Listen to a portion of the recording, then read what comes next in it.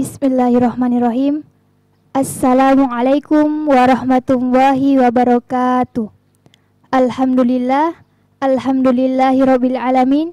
Wassalatu wassalamu ala asyrafil anbiya'i wal mursalin sayyidina Muhammad wa ala alihi wa ashabihi ajma'in, amma ba'd. Alhamdulillah, segala puji hanya milik Allah Subhanahu wa taala, karena atas berkat limpahan rahmat dan hidayahnya lah sehingga kita masih sempat hadir di tempat ini. Salawat serta salam tak lupa tercurahkan kepada Nabi besar kita, Nabi Muhammad SAW, Nabi yang menyelamatkan manusia dari zaman kejahilan menuju puncak kemuliaan.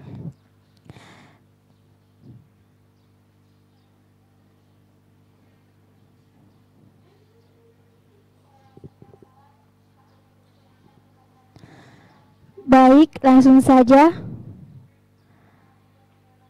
Materi yang dibawakan oleh Gurta Ustaz Abid As-Siddiq yaitu tentang kedisiplinan. Kepada Gurta dengan hormat dipersilahkan.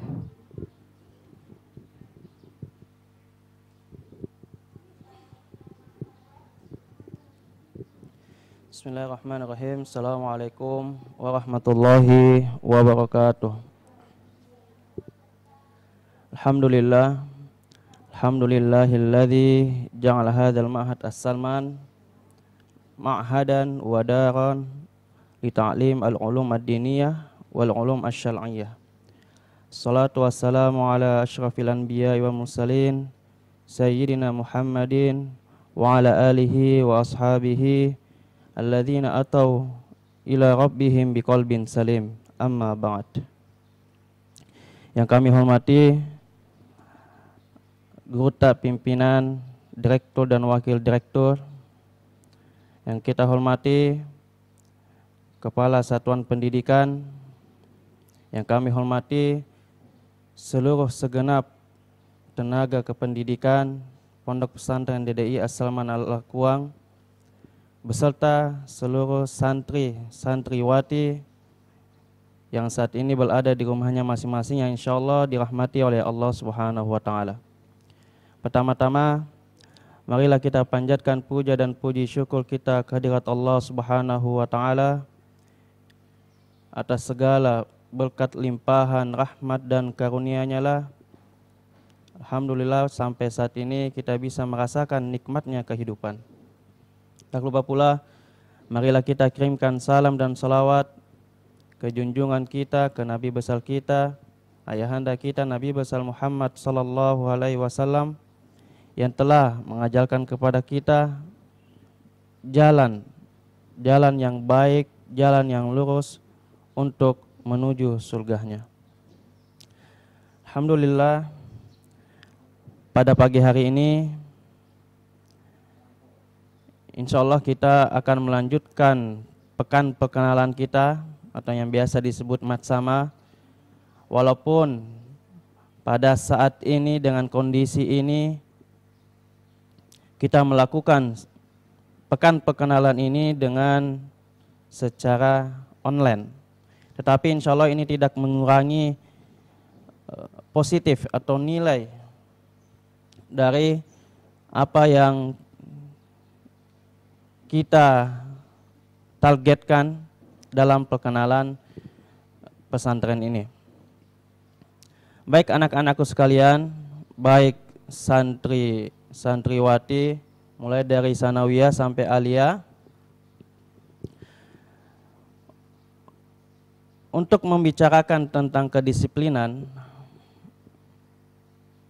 melalui dengan virtual ini, melalui dengan sistem online ini, saya rasa tidak terlalu maksimal, karena insya Allah pada tahun ini di pesantren kita yang tercinta ini kita melakukan sesuatu yang memperbaharui at-tajdid, nujaddid kama amilna fis sabiq, kita memperbaharui apa yang telah kita lakukan sebelum-sebelumnya.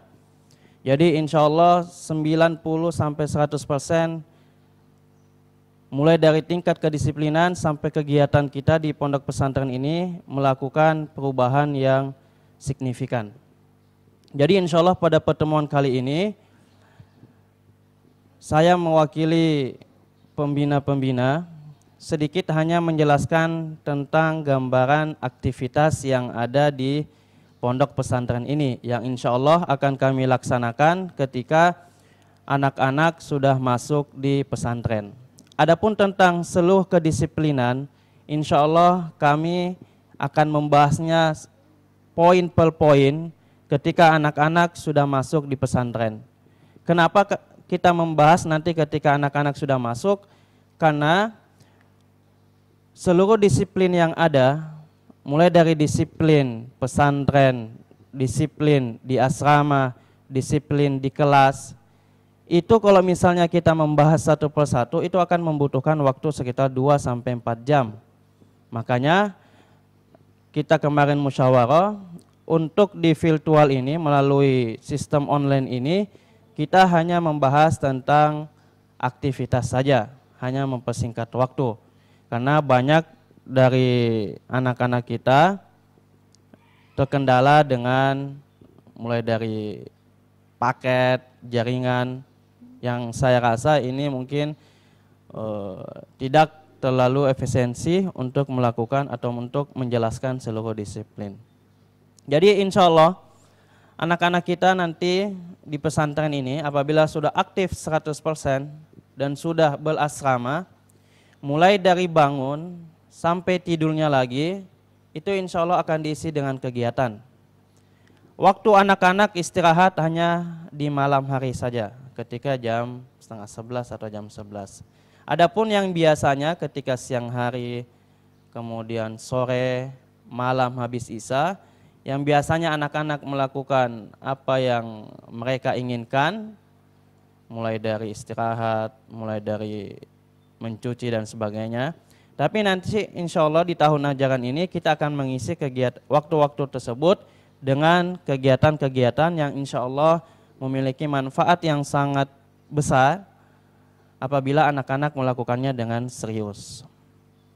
Insya Allah saya yakin 100% apabila sistem atau program yang kita programkan ini, yang kita siapkan dengan sedemikian rupa, apabila anak-anak melakukannya dengan serius, maka saya yakin insya Allah anak-anak kita akan lahir dengan atau hampir sama dengan pondok pesantren yang sudah memiliki nama yang besar.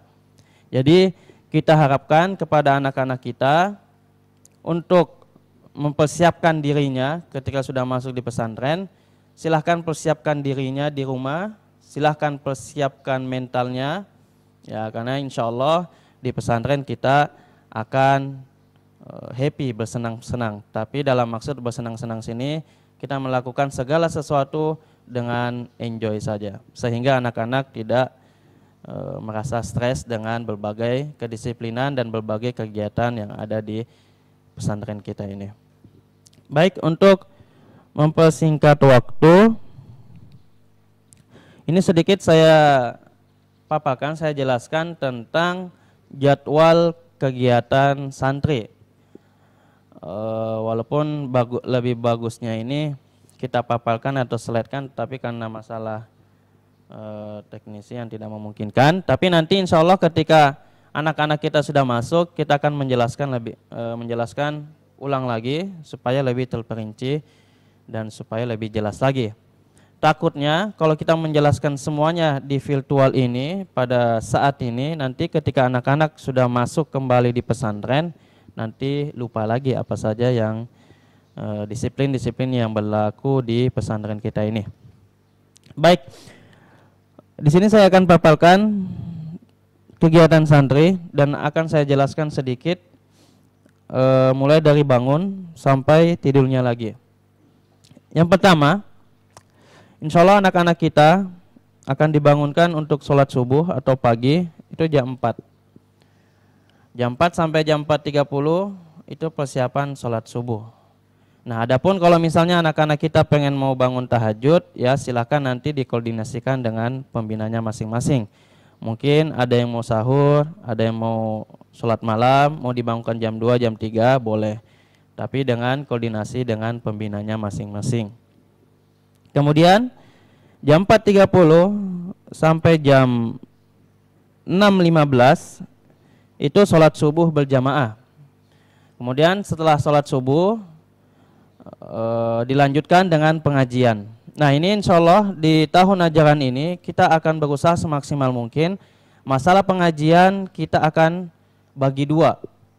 Jadi di Masjid Ar-Rahmah, masjid besar itu buat laki-laki, buat santri, dan Masjid As-Salman akan ditempati untuk santriwati. Jadi di waktu subuh pengajian ada 2 majelis, 2 tempat. Ya, satu untuk santriwan, dan satunya lagi untuk santriwati. Dan ini mungkin kita usahakan semaksimal mungkin supaya bisa berjalan maksimal. Kemudian selanjutnya jam 6.15 sampai jam 7:10 itu mandi, persiapan. Kemudian dilanjutkan dengan sarapan, makan pagi. Nah, ini juga kita harapkan kepada kanak untuk mengisi waktunya dengan semaksimal mungkin. Kemudian jam 7:10 sampai jam 7.15 meninggalkan asrama. Jadi jam 7.15 itu batas waktu terakhir anak-anak berada di asrama. Nah, nanti insya Allah kita akan diskusikan lagi apakah nanti jam 7.15 sampai jam 7.30 kita mengembalikan kebiasaan kita, yaitu sholat duha secara berjamaah di masjid, atau nanti melakukan kembali ke pribadi masing-masing. Ini nanti kita akan musyawarahkan lagi, kita akan koordinasi dengan satuan pendidikan yang lain, bagaimana mencari solusi yang terbaik masalah sholat duha secara berjamaah ini insya Allah. Kemudian jam 7.15 sampai jam 12 itu belajar di kelas madrasah, di kelasnya masing-masing. Kemudian jam 12 sampai jam 13, jam 12 siang sampai jam 1 siang itu diisi dengan sholat zuhur secara berjamaah. Ini juga insya Allah akan terbagi 2. Jadi sholatnya anak-anak dimulai dari tahun ajaran yang lalu, itu anak-anak sudah dipisah sholatnya di Masjid Ar-Rahmah buat santriwan dan Masjid As-Salman untuk santriwati. Dan ini insya Allah kita akan tetap lanjutkan. Nah, kemudian setelah sholat zuhur berjamaah akan dilanjutkan dengan kultum. Nah, ini nanti pembinanya akan menunjuk secara acak siapa-siapa yang memberikan kultum. Ini juga salah satu sarana untuk melatih anak-anak kita berbicara atau public speaking, ya, untuk berbicara di depan masyarakat. Kemudian yang selanjutnya setelah kultum kembali ke asrama jam 1 sampai jam 1:50, 13.50 itu anak-anak makan siang. Ya. Kemudian, nah ini mungkin ada yang berbeda dari tahun ajaran sebelumnya. Jam 2 sampai jam 3 ini insya Allah kita akan kembali masuk kelas dan kita akan membagi sesuai dengan tingkatannya masing-masing. Untuk tingkat sanawiyah di kegiatan siang hari itu difokuskan kepada 2 materi. Yang pertama tahsin, tilawah di masjid. Kemudian untuk aliyah, insya Allah masuk kelas lagi dan mungkin akan membahas atau mengkaji kitab-kitab kuning, melakukan pengajian di siang hari. Nah, insya Allah nanti di sanawiyah kita akan membagi beberapa kelompok anak-anak untuk memperkuat tajwid-tajwidnya atau bacaan-bacaan Al-Qur'annya. Ini insya Allah akan dibimbing langsung oleh pembina yang insya Allah mumpuni dalam bidang ini. Dan juga sanawiyah ada juga pembahasan di siang hari itu menghafalkan hadis Arba'in. Ya, itu untuk sanawiyah. Sedangkan untuk aliyah, kalau di sekolah mereka akan diwajibkan untuk menghafal semuanya.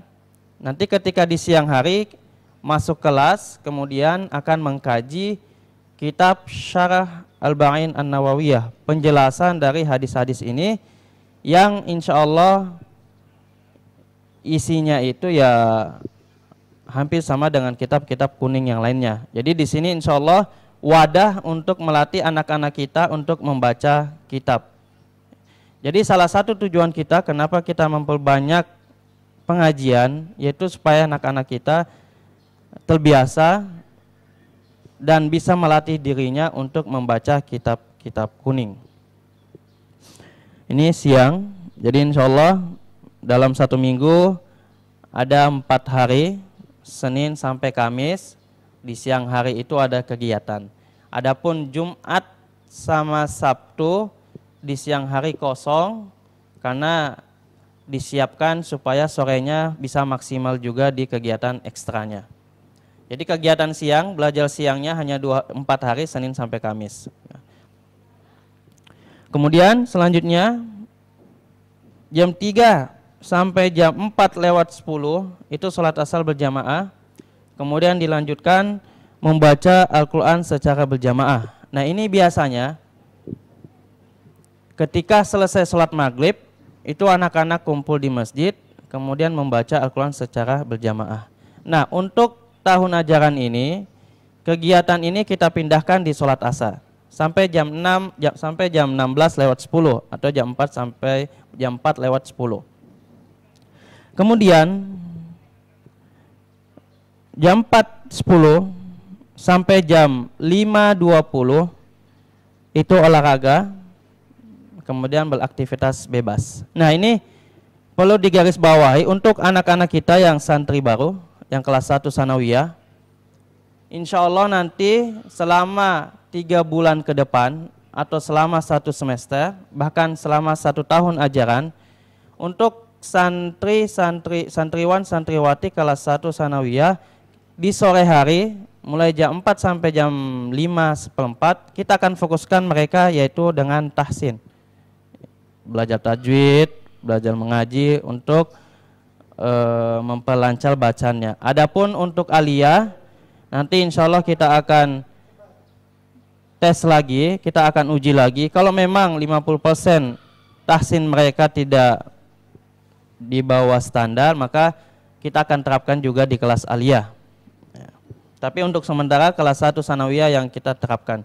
Supaya kenapa? Supaya ketika naik kelas 2 mengajinya atau tahsinnya itu sudah mudah-mudahan sudah insya Allah sudah bagus.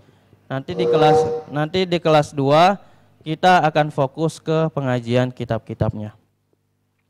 Kemudian jam 17:15, jam 17:15 sampai jam 17:50 itu persiapan sholat maghrib. Nah, anak-anakku sekalian, waktu atau batas terakhir olahraga atau melakukan aktivitas yang kalian inginkan, yang diinginkan, itu hanya sampai jam 5:15. Jam 5:15 sampai jam 5:50 itu persiapan ke masjid.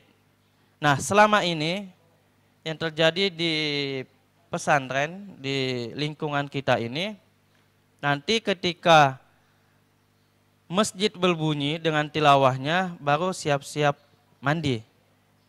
Nah, sehingga beberapa kali itu banyak anak-anak yang terlambat ke masjid. Nah ini insya Allah kita akan ubah. Jadi batas terakhir anak-anak untuk olahraga di sore hari hanya sampai jam 5:04. Sisanya dipakai persiapan untuk sholat maghrib. Kemudian selanjutnya jam 17:55 sampai jam 18:20 atau setengah 7 malam itu sholat maghrib berjamaah di masjidnya masing-masing. Kemudian 18:25 sampai jam setengah 8 ini pengajian. Nah ini juga yang baru daripada tahun ajaran sebelumnya. Biasanya setelah maghrib itu diisi dengan mengaji, tilawah bersama di masjid. Tetapi insya Allah di tahun ajaran ini, kalau kita sudah masuk dan sudah 100% berasrama, nanti setelah maghrib kita akan melakukan pengajian kitab. Dan ini kita menggunakan sistem PASA. Maksudnya sistem PASA di sini anak-anak yang memilih kitabnya. Jadi dalam satu waktu setelah sholat maghrib ini ada 6 majelis, 6 tempat pengajian. Ini dibagi 2. 3 kelompok pertama untuk santriwan, untuk laki-laki, 3 kelompok kedua untuk santriwati. Sehingga pengajian di tahun ajaran ini semuanya terpisah. Tidak seperti sebelum-sebelumnya yang masih bergabung. Nah, dalam satu waktu insya Allah itu ada 3 materi. Jadi nanti anak-anak memilih mau materi A, materi B, materi C. Sama juga dengan yang santriwati juga memilih 3 materi tersebut. Jadi kita tidak mengharuskan anak-anak untuk masuk di kelas materi A. Tetapi kita serahkan kepada anak-anak yang mana disukainya, yang mana cocok, ya silakan masuk di kelasnya yang diinginkan. Nah, insya Allah di maghrib ini itu kita akan membahas 6 kitab. Jadi 3 kitab hari pertama, hari Senin misalnya, kemudian hari Selasa kitab yang lain, yang 3 lagi. Sedangkan Rabu Kamis itu kembali lagi ke kitab tersebut. Jadi dalam satu pertemuan, dalam satu minggu, itu satu kitab itu akan dibahas dengan 2 kali pertemuan. Kemudian selanjutnya,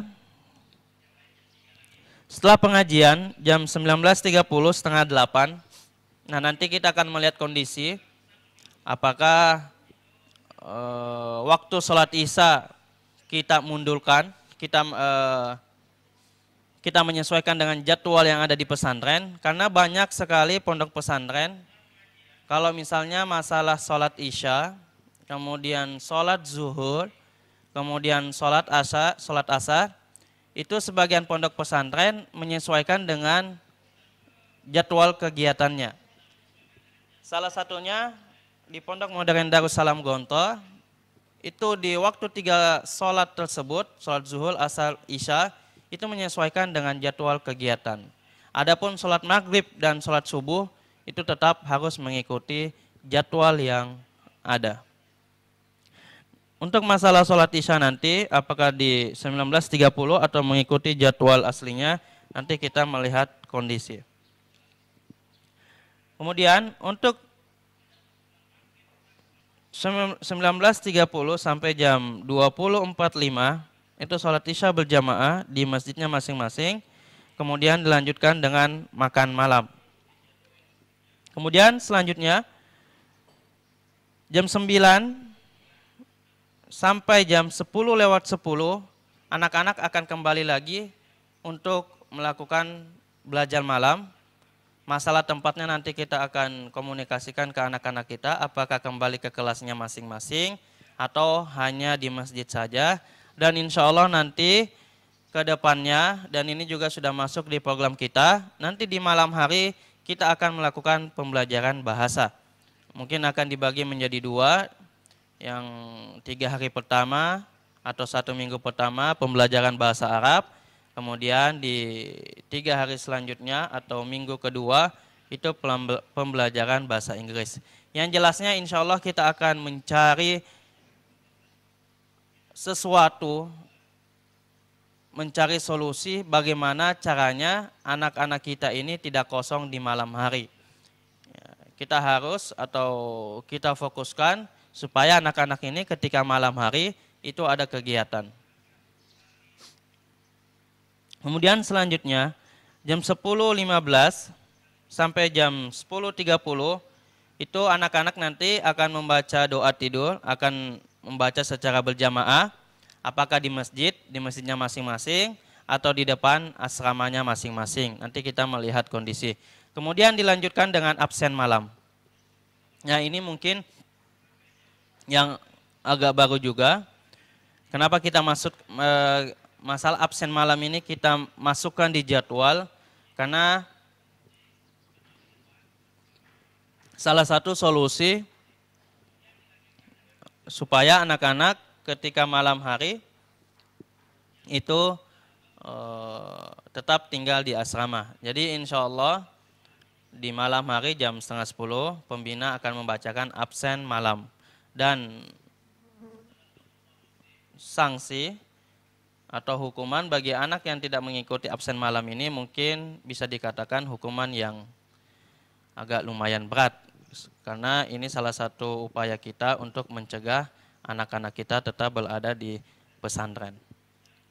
Kemudian jam 11 sampai jam 4 subuh istirahat dan tidur. Nah inilah gambaran tentang jadwal kegiatan kita harian. Jadi insya Allah mulai bangun sampai tidurnya lagi itu anak-anak tetap beraktivitas. Bahkan di tidurnya juga pembina tetap akan mengawasi mereka. Karena banyak sekali pondok pesantren itu menerapkan sistem pendidikan mulai tidurnya sampai bangun lagi itu disiplin tetap jalan. Nah ini masalah harian. Adapun jadwal mingguan, Senin sampai hari Kamis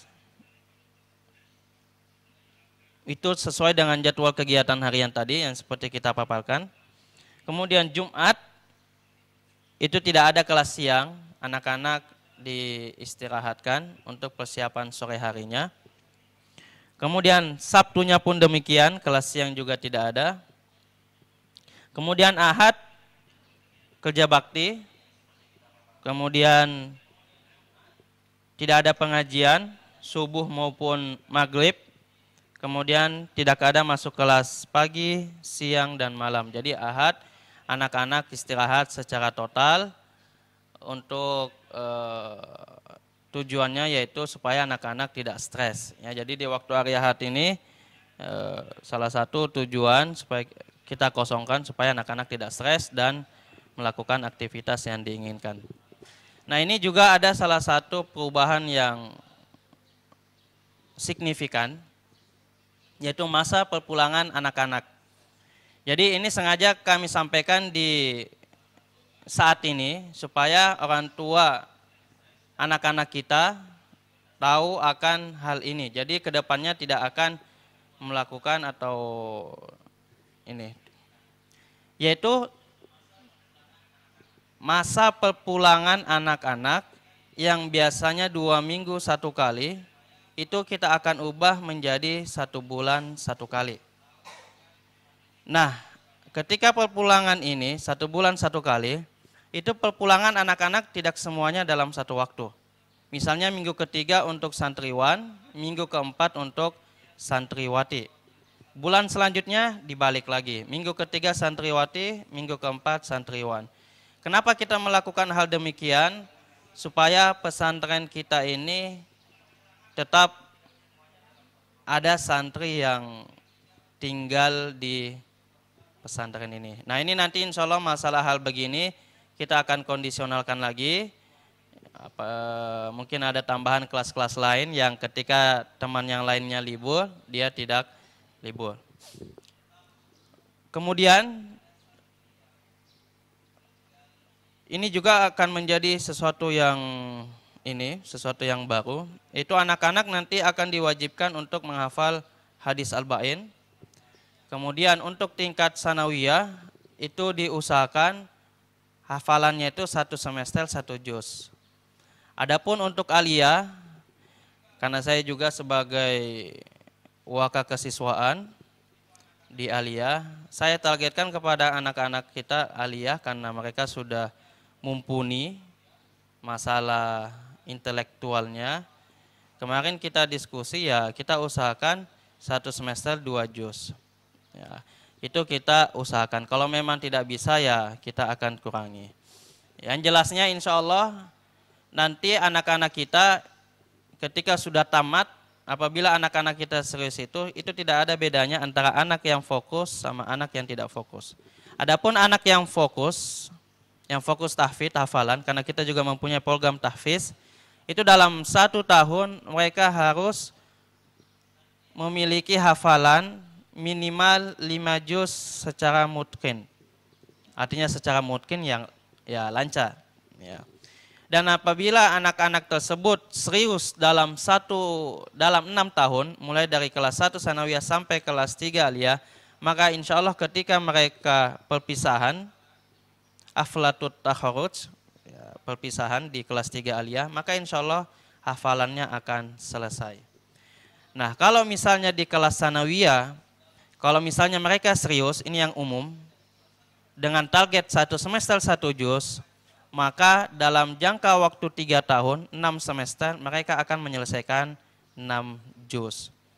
Kemudian kalau di tingkat aliyah, dalam jangka waktu 3 tahun, 6 semester, itu insya Allah akan menyelesaikan 18 juz. Ya, jadi insya Allah ini kita akan maksimal mungkin, walaupun ini baru program kita, tapi insya Allah kita akan memaksimalkan supaya apa yang kita inginkan, apa yang kita targetkan ini tercapai. Ini semuanya juga insya Allah demi kebaikan anak-anak kita. Jadi insya Allah di tahun ajaran ini kita nujaddid, at-tajdid, ya, kita memperbaharui, merefresh, atau bahasa sekarangnya itu reformulasi lah. Ya, memperbaharui sedikit mulai dari segi aktivitas, kegiatan anak-anak, kemudian dari segi pengajian, kemudian dari segi target hafalan ini. Maka insya Allah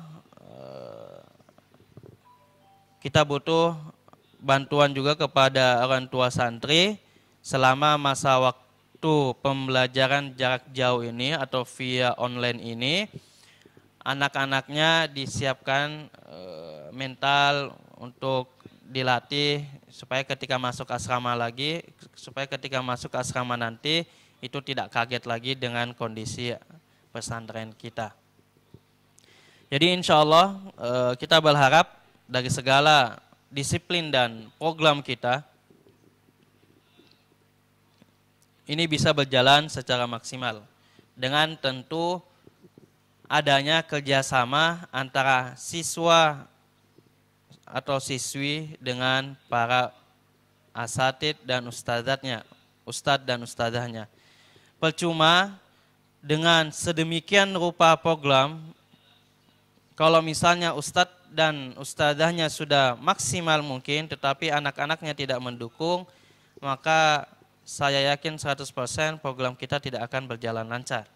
Tetapi kalau misalnya dua hal ini antara anak-anak dan ustadz dan ustadzahnya, apabila mereka bersatu untuk mencapai program-program kita, maka insya Allah maksimalnya hasilnya akan maksimal. Mungkin demikian yang bisa kami sampaikan. Saya sebagai Kepala Biro Kepengasuhan dan Kepesantrenan akan berusaha semaksimal mungkin untuk membuat anak-anak kita ke depannya menjadi bibit yang soleh dan soleha. Ini kita akan maksimalkan insya Allah. Dan perlu digarisbawahi, disiplin kita ini itu dari segi semua tingkatan itu semuanya memiliki disiplinnya masing-masing. Mulai dari segi disiplin di pesantren, di kamar, di asrama, di masjid, dan pastinya juga disiplin di sekolah juga. Ya, jadi insya Allah kehidupan kita di pesantren, apabila kita melaksanakan sesuai dengan programnya, maka insya Allah hasilnya akan maksimal. Ingat anak-anakku sekalian, disiplin itu bukan untuk dipikirkan, tetapi disiplin itu untuk dinikmati dan dijalankan dengan enjoy. Karena kalau disiplin kita pikirkan, maka saya yakin kepala kita akan stres. Jangankan anak-anak, pembinanya pun akan stres kalau memikirkan tentang disiplin anak-anak. Tetapi disiplin ini kita buat bukan untuk menakut-nakuti anak-anakku sekalian, tetapi kita melatih karakter atau melatih mental, kita dilatih untuk memanage, untuk mengatur waktu kita dengan semaksimal mungkin. Yang terakhir, untuk orang tua santriwan dan santriwati, di sini ada salam dari Bapak Direktur Guruta Kyai Haj Dr. Haji Kaswat Sartono, MAG, dan beserta Wakil Direktur dan seluruh segenap tenaga pendidik di Pondok Pesantren As-Salman Alakuang. Assalamualaikum warahmatullahi wabarakatuh. Kita berharap semoga wabah ini, cobaan ini bisa hilang secepat mungkin supaya aktivitas kita di pesantren bisa kembali normal. Dan kita juga pembina sudah sangat menunggu anak-anak kita semuanya untuk mendidik anak-anak kita. Mungkin cukup sekian yang bisa saya sampaikan. Tetap semangat belajar di rumah, jangan lupakan kewajibannya. Walaupun sistem pembelajaran online tetap harus dilakukan dengan maksimal. Baik, mungkin cukup sekian dari saya. Wallahul muwaffiq ila aqwamit thoriq. Assalamualaikum warahmatullahi wabarakatuh.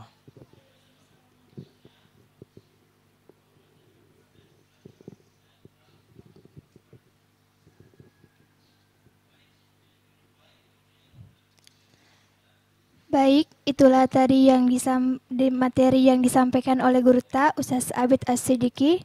Kepada Guru Ta diucapkan banyak terima kasih.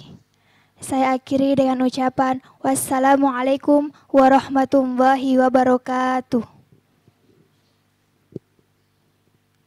Ya salam, ya mu'min, ya muhaimin, ya aziz, ya jabbar, ya mutakabbir, ya khaliq, ya bar.